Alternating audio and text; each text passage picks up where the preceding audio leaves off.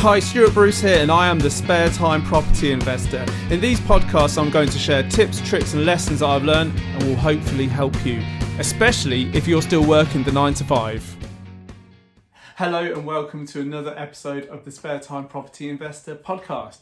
This week is an interview episode. I'm joined by Adam Galbraith, who is an actor and dancer. He's done theatre, film and television. He has done things like Mamma Mia, he's done adverts, he's done Billy Elliot, I think. There's loads and loads of stuff he's done over the years. But more recently, he decided that he needed something else, so he started investing in property. So it's a really, really interesting episode. And he also talks about a Clubhouse group he's set up to help other people in the creative industry do the same. Really insightful into that world, which is quite different to most people's experience of their day jobs and stuff. Before we get into it though, thank you everybody again for all of your support. Go and check out our free newsletter. It's up now for this month, but all of the previous issues are up on our website as well, so you can go and have a look through them. And it's free, why not? But that's it from me for now. Let's get into the interview with Adam Galbraith.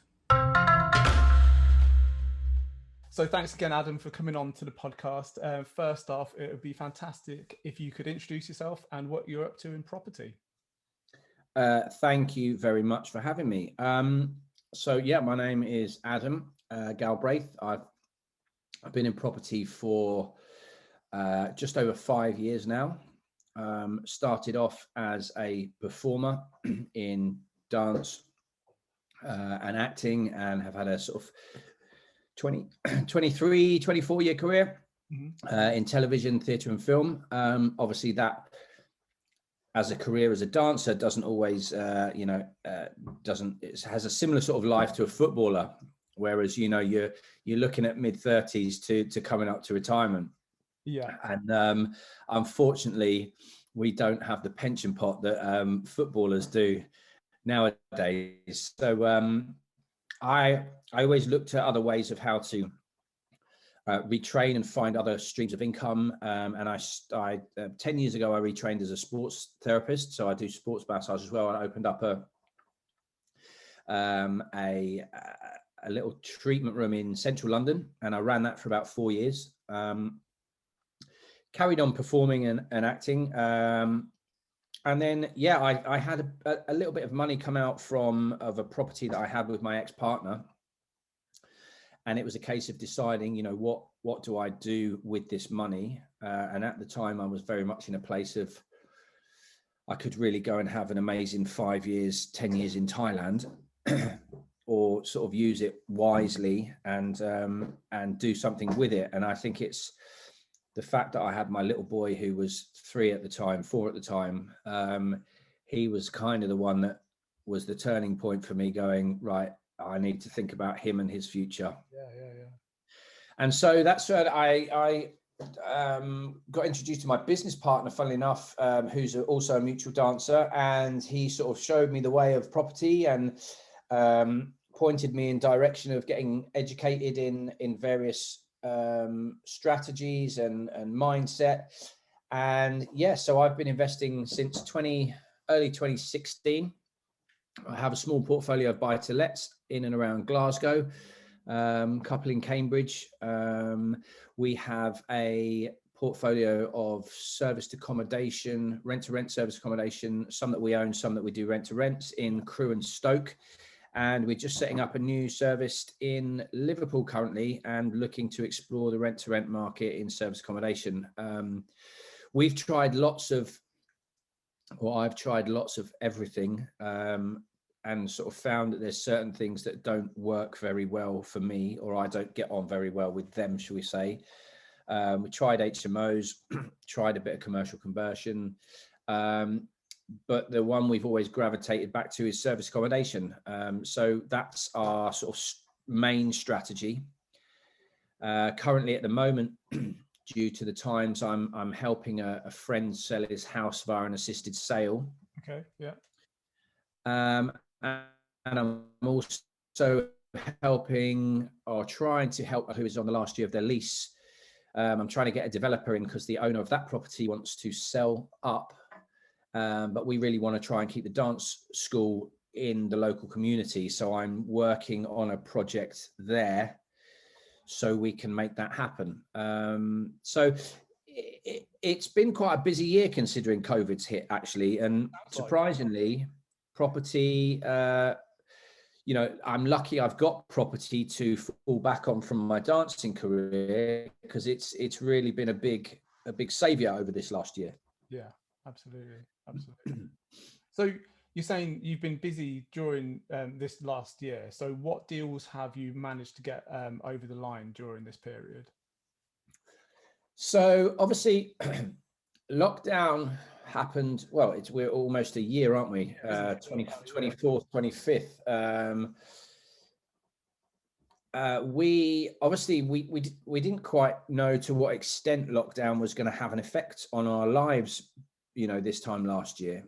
We knew it was coming and thought maybe it was, you know, be around for a couple of weeks, months or whatever, but turns out it's been a big thorn in quite a lot of people's sides. So obviously being in the service accommodation market and then suddenly realizing that Airbnb is all shutting down, you can't, you know, go, you know, everyone's on lockdown. We had to sort of think on our feet, okay, well, something's got to work here. Something has to work. And obviously there were people still working. There were people that had to work. There were NHS workers. There were people that were needing to go into isolation for obviously COVID testing and COVID reasons. So we just changed our strategy slightly and just remodeled the properties that we had currently on the market, and we rebranded them as you know, isolation accommodation or for key workers, or, you know, so that wasn't too bad. So we didn't we didn't really lose anything there. We, you know, our management that run them are pretty good, and we're on that quite quickly. And then when we sort of decided, okay, well, we were at a position where we currently work with a few angels and JV partners, and we got to a point where we're in a position where we've got a few people, there's a few pots of monies and things like this, but we didn't want to overload ourselves with too many JV partners, and we didn't want it to get too complicated. So we decided to go back to a little bit to basics, and instead of purchasing with people's money as JVs and things like that, what we are doing is flipping our strategy to the rent to rent market. So it's obviously a lot less money to get into deals. And we were looking with our agents in Stoke and Crewe. We just sort of had a sit down with them and said, listen, look, if we were to scale this as a team, if you're sourcing and managing, what's realistic? And we sort of came to a point where we were like, okay, we'd like to scale this and can afford to scale this quite quickly over this space of time. And so in October, so through the summer, there wasn't a lot going on, but sort of October is when we started to push the rent to rent more with them. And since then, we've taken 7 on board. We've just about to sign another one in the next few weeks. Wow. So our aim is with them is to try and build up 1 a month with them as a minimum. And so that is our strategy. And then from there, obviously we build up the passive income from that. And we then either reinvest that in more rent to rents, or we take, once we get to a point where we're comfortable with the cash flow that we have coming in, we take part of that and then reinvest that in capital purchases. So that's what we've been focused on. And then this little thing called Clubhouse came around. And it's kind of, it's just, I think it's blown people away. And I think everyone was a bit, another bloody social media platform. And I was exactly the same. But then it's great that you can just, what it is great that you can niche yourself in specific topics, and you've got people thinking in completely, you know, you can connect with, you know, the people that align most with you. And so we've spent a lot of time doing that. And then when that came about and you're hearing people talk on this app, you know, and generally most people are there to offer value. A lot of people are there to to sell themselves and sell courses and huge education and this, that, and the other, which is fine. I get that, but I like connecting with the real people in the sort of smaller rooms, because you get a bit more personability. You get which I love that. I love networking and connecting with people, and so as a result of that, we started up a performers in property group, where, because we decided there's 6 or 7 of us who were in property, and said, look, let's start this little club. Excuse me. We thought, let's start this little club. And so we just started networking, because if it wasn't for property over the last year, financially, what I've built up, and it's not a huge amount, but it was enough for me to, if I wasn't working, to get me by. And we just, all the issues with the government and the self-employed help and this, that, and the other over the sort of COVID times. Yes, it did come eventually, but for the self-employed, especially in the arts industry, it was a huge ball ache for a lot of people, and a lot of people still didn't get any support and funding. It's crazy.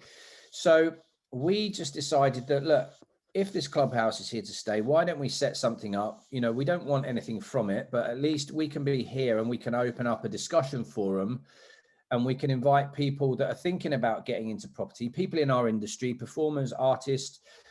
It doesn't have to just be dancers, actors, anyone, stage crew, anyone that's self-employed in the industry can really benefit from, especially in these times, from having a residual income coming in. And that's where it started. So in answer to your question, what have I been up to? It's kind of all of that, really. A lot, to just, and I've connected with so many more people in the last couple of months than I probably have in the last 5 years. And I've just really enjoyed it.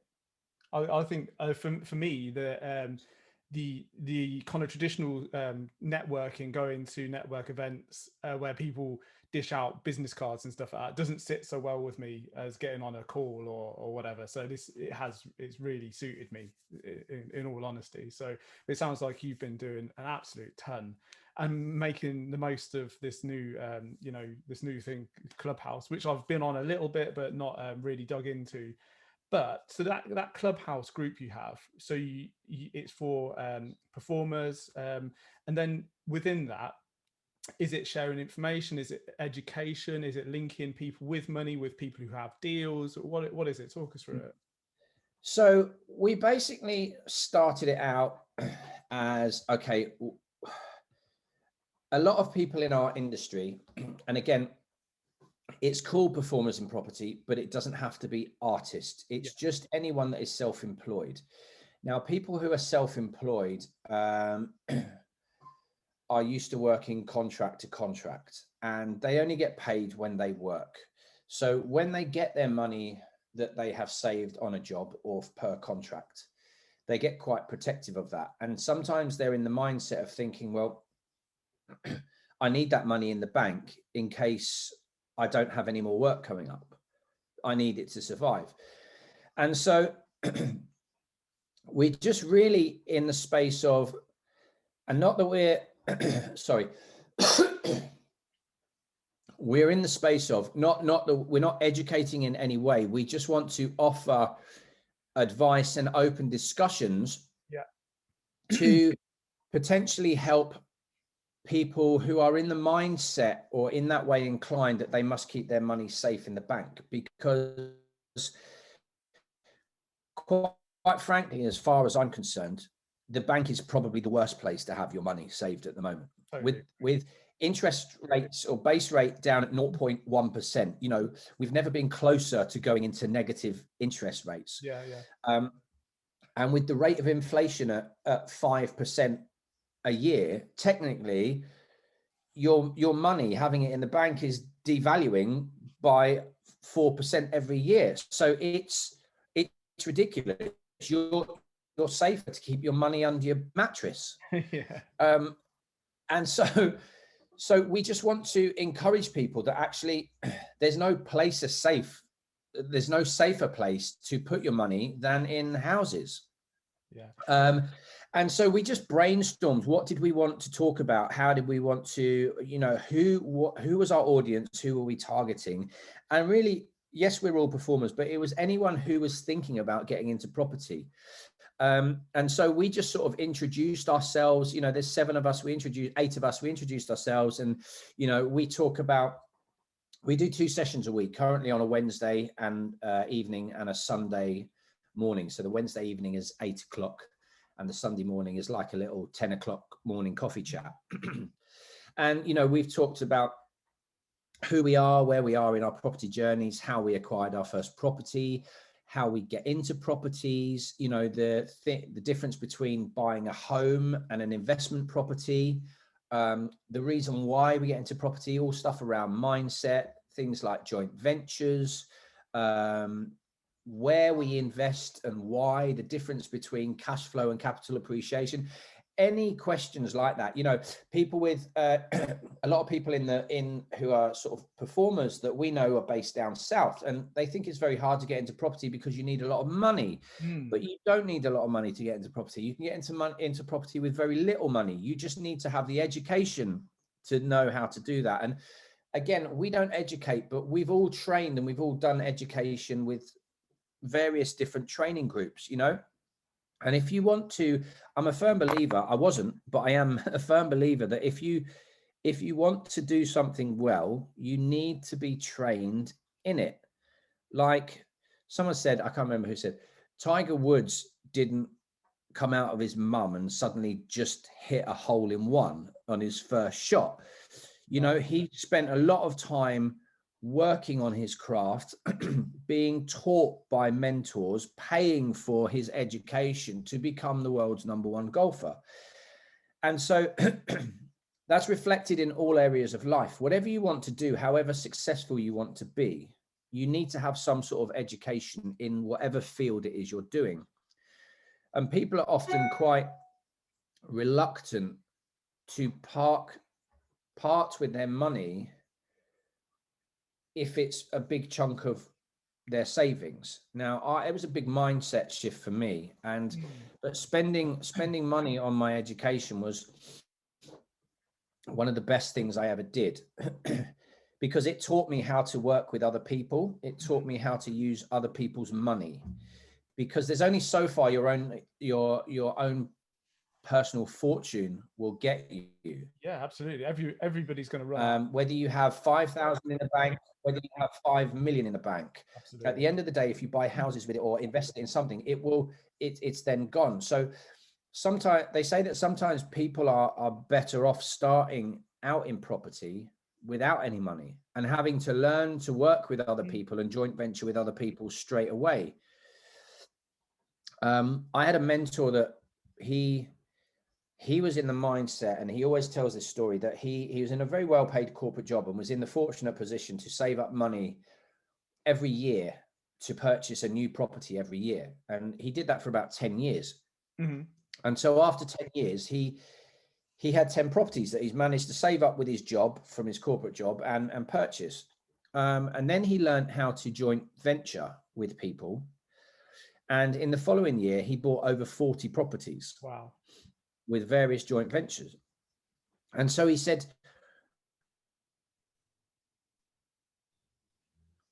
would you rather have 100% of one property a year, or would you rather have 50% of 40 properties a year? And it's a no-brainer. But people often get in the mind, there's lots of things about getting into property, and most of it is all about mindset shift, and sort of getting out of your own way a lot of the time. So that's why we've got the group, really, is just to be there as an open forum to come and discuss. We have a huge network of people between us. We're all at various different journeys. Some of us haven't even bought properties before. Some of us have been going 7-8 years and that have 20, 25, 30 properties under their belt. So there's a right mixed bag of us, but it's just a great open forum, really. Yeah, great. That's great. It sounds fantastic. I'll make sure the link to it is in the description, so people will be able to find it and join. Perfect. That'd be great. Yeah, totally. It sounds like we were talking before. I know people from like kind of previous life who have really struggled through this lockdown, who aren't touring anymore and things like that. And all of a sudden, the rug's just been pulled from under them. And if they had the opportunity to learn about property and the benefits of it, I think it would be really, really helpful to them. And there's a couple of things you were saying, the mindset shift of, you know, being very protective about that money you've made to hold it back just in case of a rainy day, but actually inflation erodes it over time, meaning it's you're losing money every year, and actually investing that money is by far the best thing to do with it. Is definitely something that people need to be made aware of, I think, because as children and young adults, at best, we're told, you know, save some money, because a lot of the time people spend it first, and then secondly, you know, think people maybe just don't even think about getting into property. Maybe it's seen as something that's not available to them, or unless they have family members, for instance, it's just an alien thing that they just don't have on their radar. So I think having that exposure to it in this group sounds like an absolutely fantastic thing to be able to give to people. That's great. You also said about the mentoring and the sports person. I think that's another thing as well. Everybody accepts that sports people have coaches, and everybody accepts that they have lots of people behind them to make sure that they do their absolute best. But in other kind of parts of life, we see it as an expense. It's not. We don't. It doesn't. I don't think people see it as an investment in themselves and their ability to do more and things like that.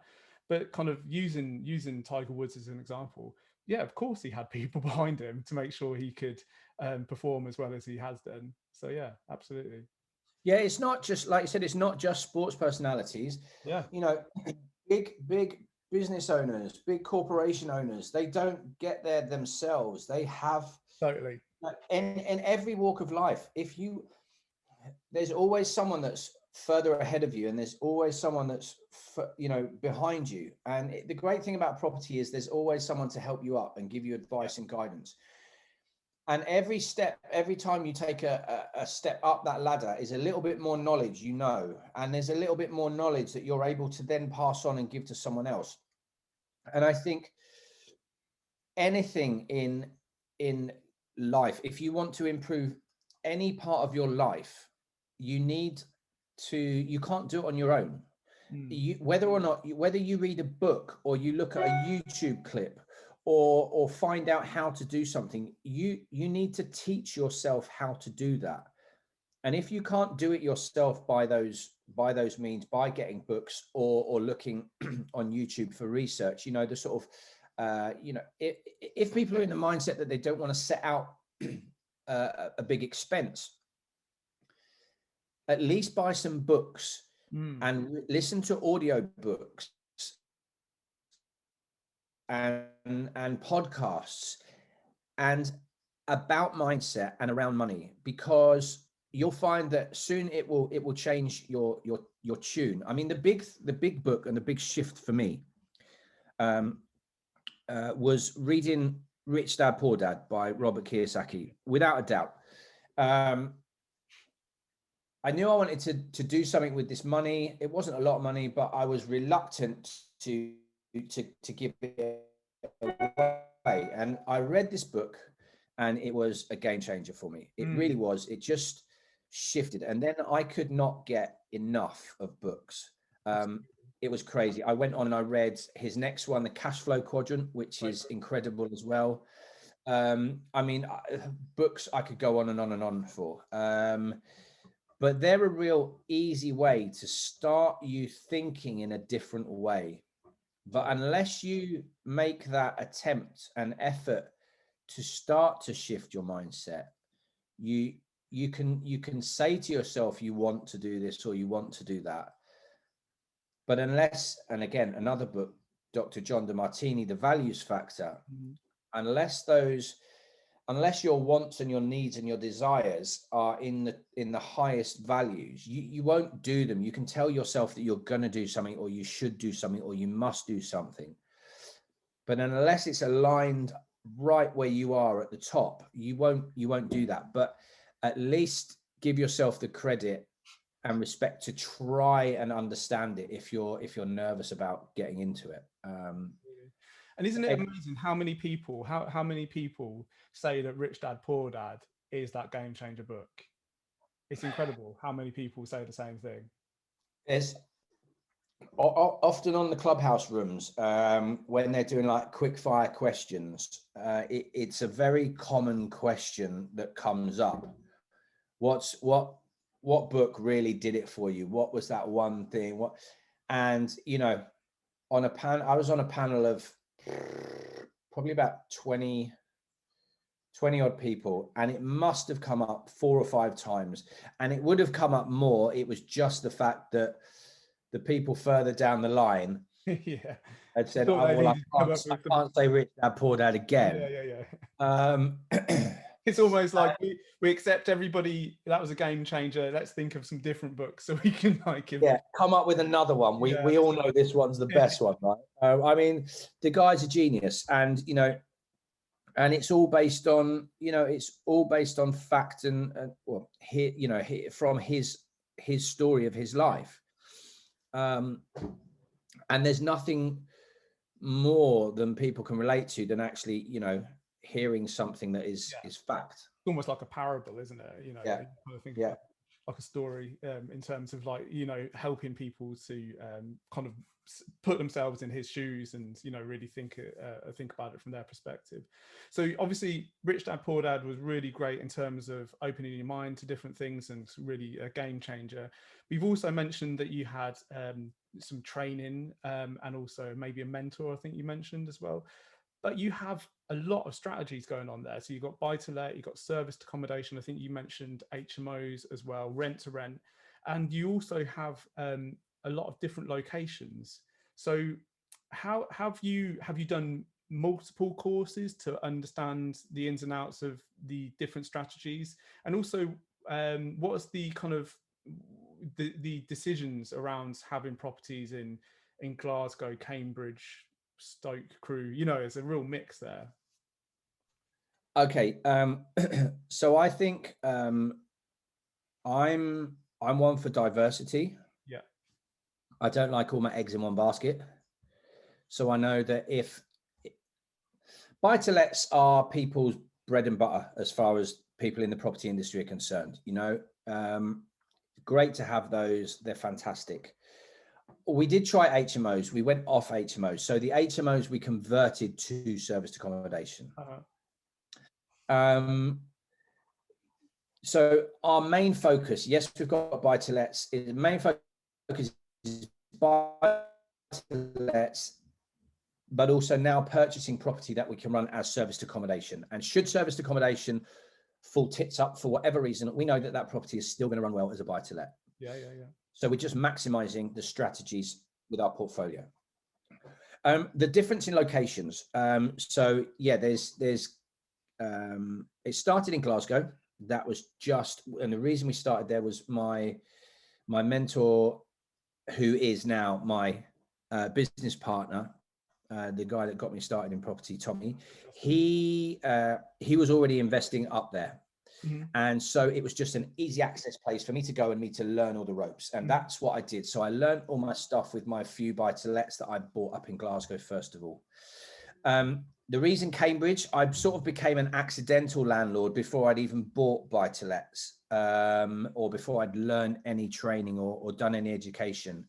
And I bought a property next door but one to my mum's. Just okay.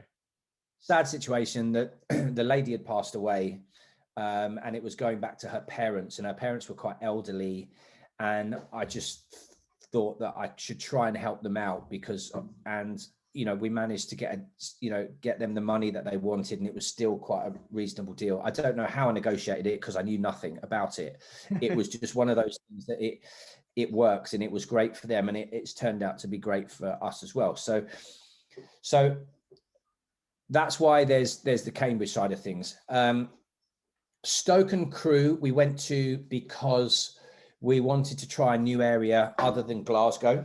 Yeah. So that's where we built up there, and so that's sort of running nicely, and we've got a plan for Stoke and Crewe. But also, my other half is from Liverpool, born and bred, and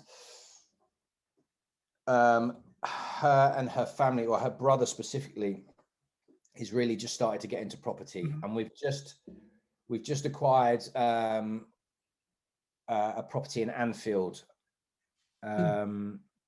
And we're turning that into a service accommodation. So we're getting him involved, and we just thought, do you know what, actually, if the model works, it will work, because it's the figures are great and it cash flows, and it's fine.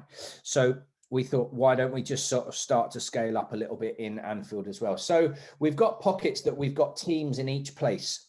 Yeah. So it's not like we're going scattergun. We're buying one here, one there, one there. We're building up a team in each area to be able to grow steadily in every area. Then if one area fails and cocks up, or is hit by a bomb, whatever, if the whole of Stoke and Crewe suddenly blow up, I've still got property in different areas of the country. It's just mitigating risk a little. No, I like that, and I like that you have. I like that you have knowledge of those local, local knowledge of those areas, because I think sometimes, I was hoping you were going to say something like that, to be honest, because I think sometimes people hear, oh, Liverpool's doing well, so I'm going to pile into Liverpool. Oh, no, Luton's doing, whatever.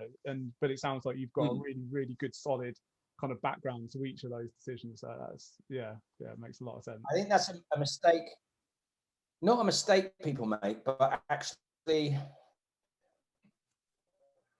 just to branch into an area without really knowing it, or just giving it a try. You actually have to spend quite a lot of time building up relationships with people in that area. Like, we haven't just built Stoke and Crewe overnight.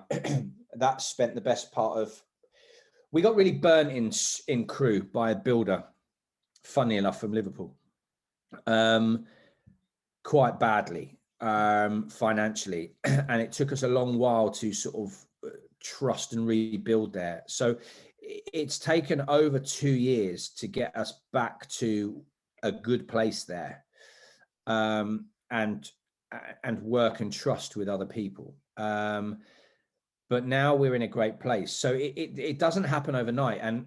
And Tommy and his business partners at the time, they spent 4 years looking around different areas and locations, trying Leicester, Birmingham, all over, and then found, the suburbs of Glasgow with a model that works. And his business partner then at the time set up an estate agency. And so they, the whole thing just runs really smoothly from there.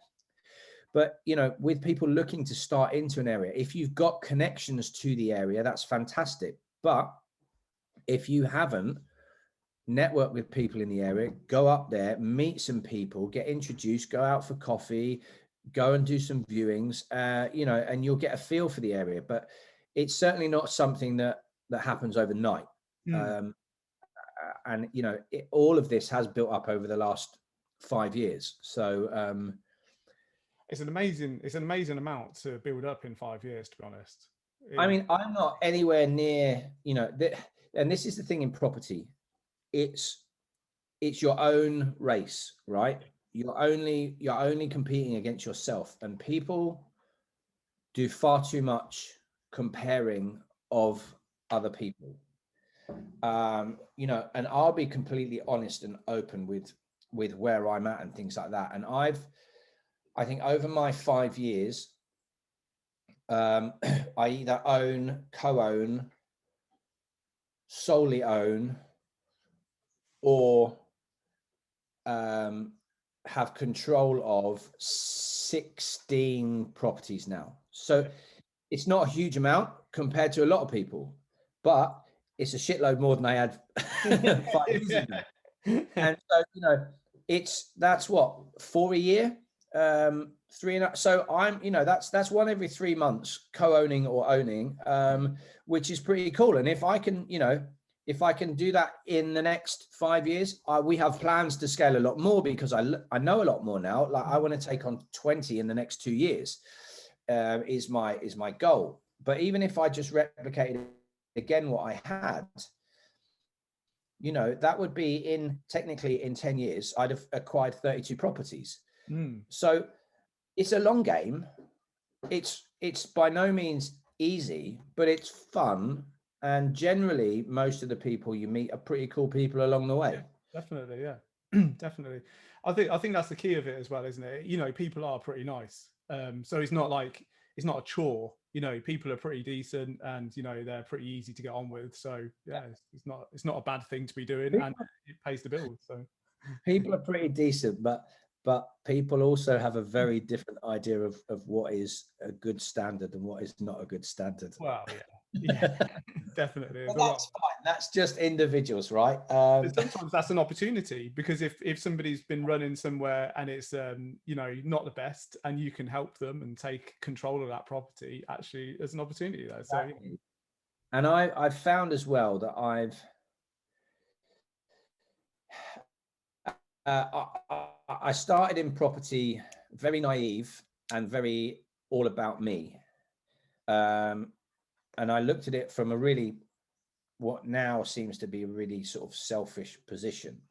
And now how I approach property is, okay, how can I help someone else first of all before I can help myself? And I found that the growth as a result of that has been far better over the last 18 months by doing that. that's interesting, yeah. Than by when I was sort of focused on myself and what I was going to achieve. Again, it's a mindset flip. Yeah. And it's all about, you know, the law of reciprocity. The more you give out without expecting back, weirdly, the more you get thrown back at you. I totally believe in that. I totally believe in it. I'm cool with that. I'm happy, and it makes you feel good as well. The more you help people, it's a real, again, that's a bit of a selfish thing, because you feel really good from doing it as well. Yeah, absolutely. No, I totally believe in it. And yeah, I totally believe that if you give people good value without expecting anything back, you know, at some point it's going to come back. And yeah, totally, yeah. So what's the so far then? You've obviously done quite a lot so far, but what's your favorite deal that you've done? My favorite deal, I mean, my favorite deal, probably, aside from the initial property that I bought by mistake, not by mistake, by not really knowing that it was a probate case, but not really knowing that. My favorite deal, I think, is probably my first conscious, inverted commas, buy to let, which I bought after I decided helped, my first property there. And I'll tell you why. It's a it's a really basic 2-bed flat in Glasgow. Mm-hmm. And it cost me 40,000 on the dot. That's a deposit. I bought it for 40,000. Its value was, or its home report was 50,000. So anyway, but the way I bought it was, I think it was about 15 or 16 grand all in. Wow. 16. And I thought, this is cool. This is so cool. But it was approached to me, and I was like, well, at the time, I hadn't had the money come out from that I knew that I was having coming. It hadn't been finalized yet. So I'd started doing my education really before that had come through. But I did have some money in my equity pension. So as a performer, equity is like the sort of body that looks after actors and dancers, for those that don't know. And for years, I've been putting money into my equity pension through my wages, and the companies that I work for would contribute equally. And I think I'd saved up about, I think there was about 22 grand in there in total, something like that. And, you know, they send you like the yearly statements through, like Aviva or Norwich Union, saying, oh, congratulations, your pension when it's worth 60, when you're 65 will be worth X. And this pension came through and it says, your pension will be worth, when you're 65, £116 a month. And I went, what? And I always remember that there was honestly, Jesus. I mean, What's the Kim point? Absolutely. I'm not sure if language is allowed, but so I sort of censored myself. And I said, right, this is absolute jokes. So I remember the thing about when we signed up to this pension originally, that because dancers retire early, technically, that there was a clause in the contract that said you could draw pension out at 35. So I went to draw this pension out, and they were like, "Oh no, you can't," because it had changed from Deutsche Union to Aviva. And so anyway, cut a long story short, I fought with them, and yes, I ticked a box that said I want my pension at 35. So they said, right, you can take your pension, you can have a small lump sum now, and you can get paid monthly, or you can take a hit of 25%, and you can get the whole lot in one go. And I said, off that gave me about 17,000. And I thought, shit, I can draw this out and I can do this deal. Yeah. So I was like, let's do it. And I said to the guys, I said, I think I can fund this deal. And they were like, amazing. And so I drew the money out and I purchased this property. All in was 16 and a half, I think, with the refurb and up and running. And that rents out. I've had that nearly 5 years. 5 years this time next month is when I bought it. And I've had that cash flowing me. It rents at £425 a month. The mortgage is about 80 quid. By the time I've paid my management fee, I come out with about 270, 280 quid cash flow a month that I've now had already going for 5 years. When if I'd have left that money in my pension and Aviva are going to wait till I'm 65 that to get my £118 a month, then I was 39 at the time. So I've got another 26 years of earning a net cash flow of 280 quid to top. It was ridiculous. Plus I'm going to get the capital growth on. So just the clever ways you can use money to work better for you. Absolutely. Just, I think the equivalent of what it could rise in capital value to what it would be worth if I were to draw the pension was something like 115, 120,000 pounds with what I would get over that period of time plus its capital growth. So I've done loads of cool deals, but I think that one's my first ever one after being educated, using my equity pension and going, actually, look at how much putting it into property can accrue me than to keep it in my pension.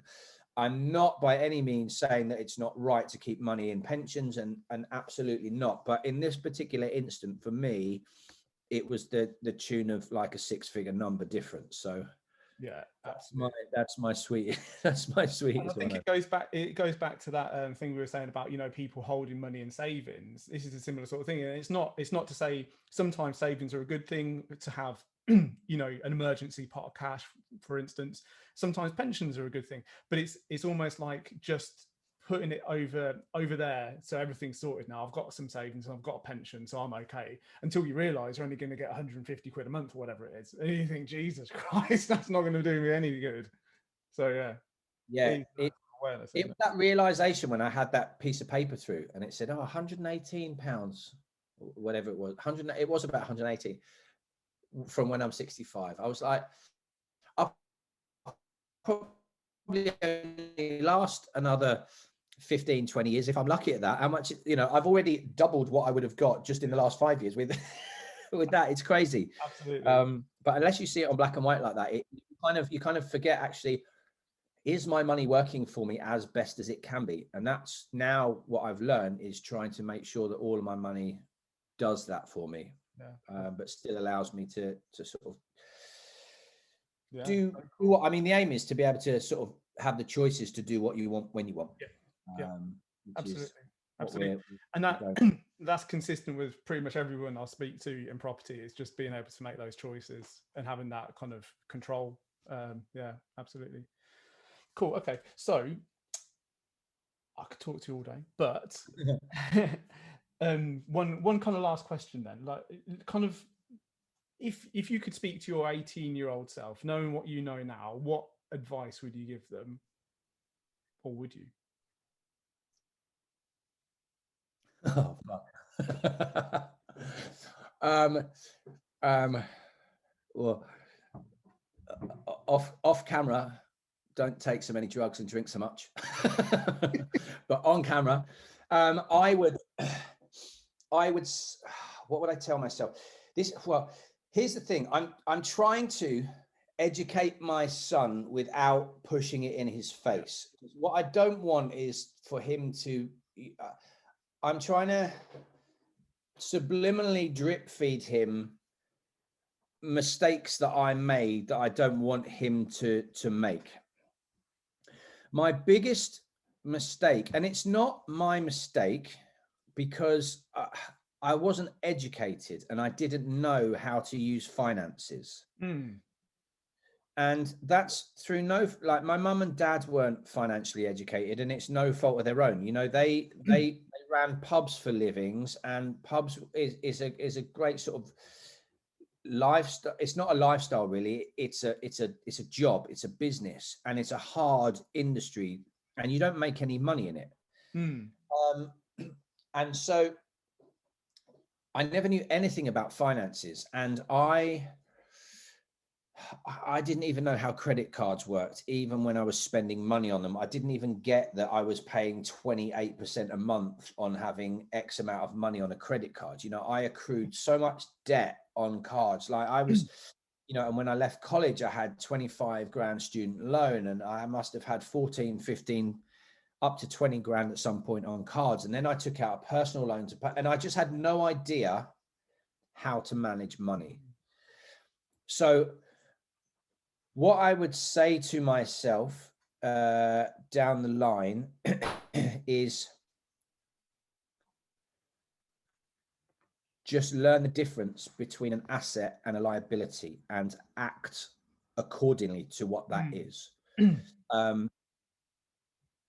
And I think as long as that is the case, because I think I've always had, and whether or not there's always been some kind of entrepreneurial mindset. There's always been something different in the way I think. And I think as artists, performers as well, we're naturally sort of self-employed people. We don't really we like doing things for ourselves and working, doing what we want, when we want.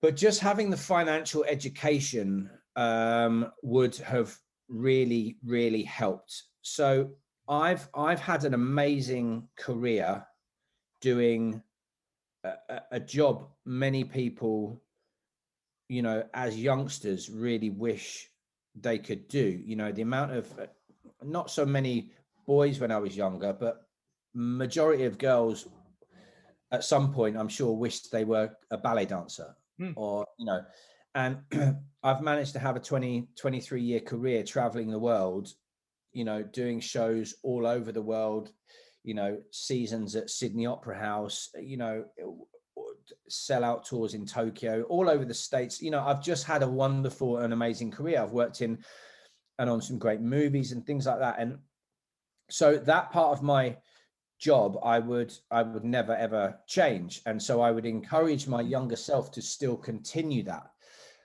But alongside that, learn how to bring in residual income from an early age.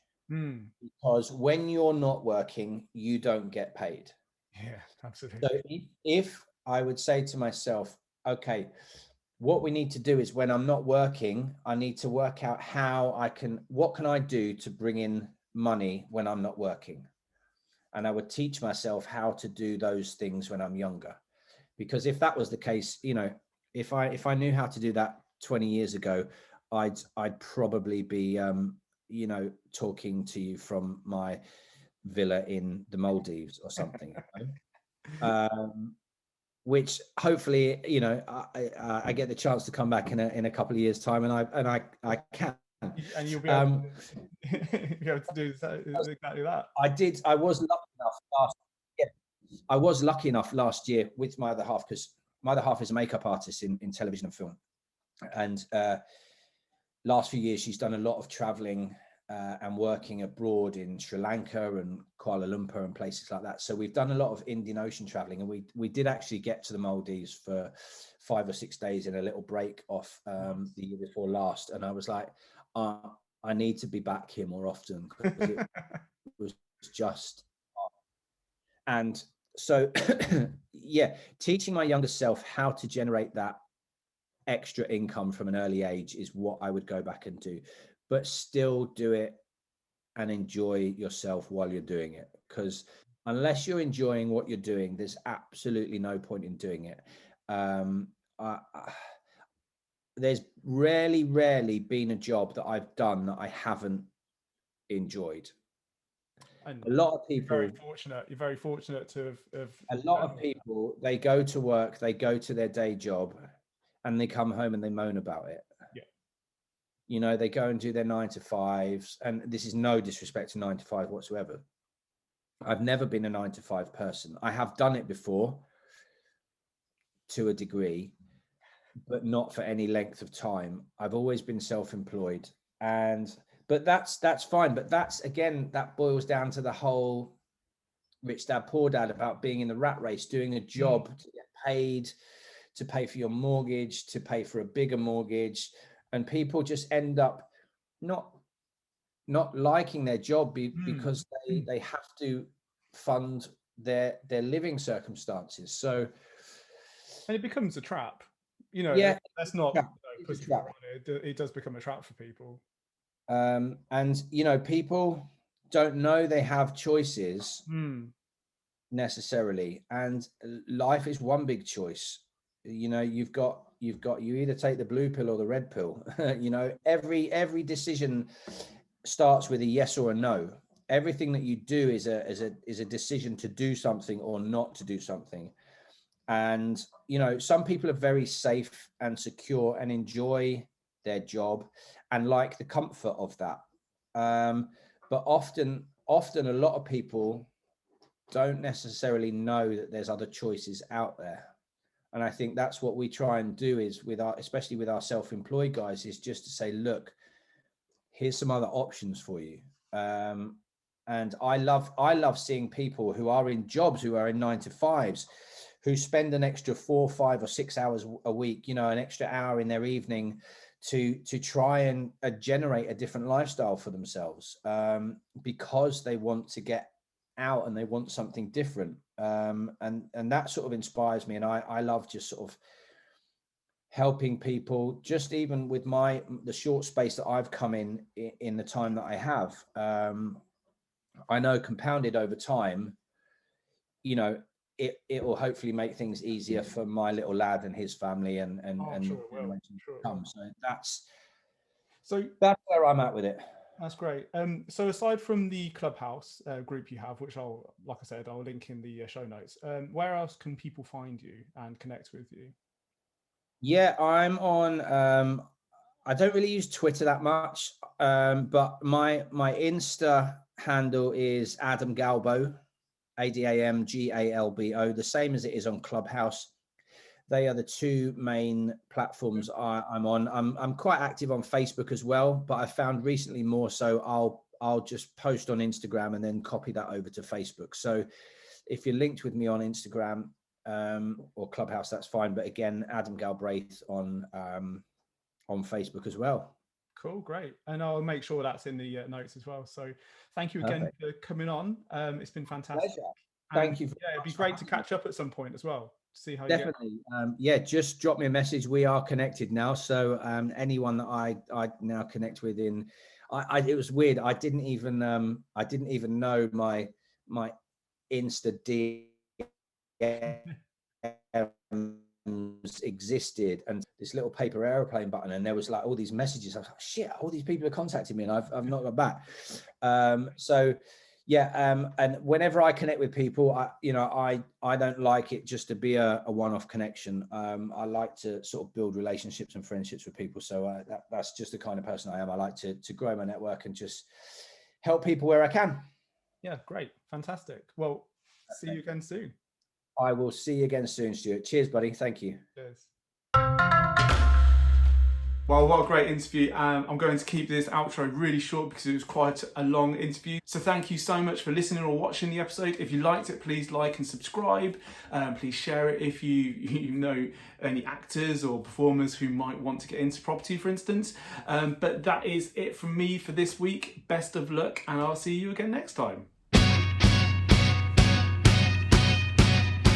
Thank you so much for listening to my podcast, and I really hope you enjoyed it. If you have, please leave me a 5-star review to help other people find it, and don't forget to hit that subscribe button.